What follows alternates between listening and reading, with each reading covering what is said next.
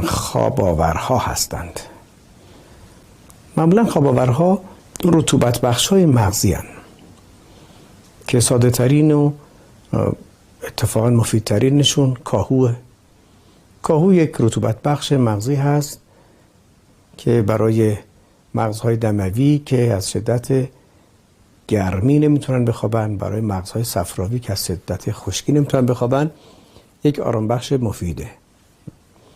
یه بوته کاهو، حالا یا خالص یا به کمک شیر انگور، شربت سرکنجبین یا چیز دیگر، وقتی که خورده بشه رطوبت به مغز میده و خواب عمیق و لطیفی بدید میاره.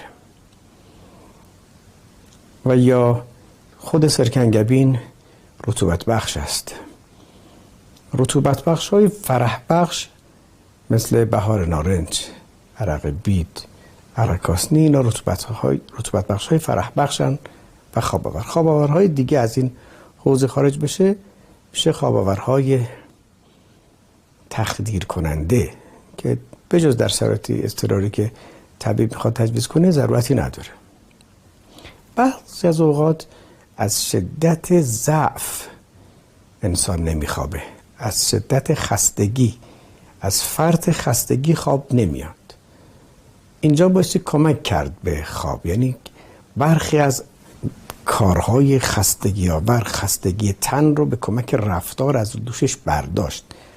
مثل بادکش، مثل ماساژ سر، ماساژ تن، راه رفتن، شونه کردن سر با برس. این ماساژ میتوانه خستگی رو کاهش بده. خستگی که مرتفع شد خواب پدید بیاد. یا بیخوابی ناشی از شدت ضعف، از شدت ضعف مغزی یا خواب ایجاد نمیشه، یا اگر ایجاد شد خواب خیلی کم عمق میشه، به سرعت از خواب میپره. اینجا باید مغز رو تقویت کرد که تقویت مغز از طریق خوردن بادام، خوردن شربت‌های فرح بخش، شربت عسل و زعفران، شربت برای بهار نارنج، خوردن پنیر و گردو، این تقویت مغز میسر.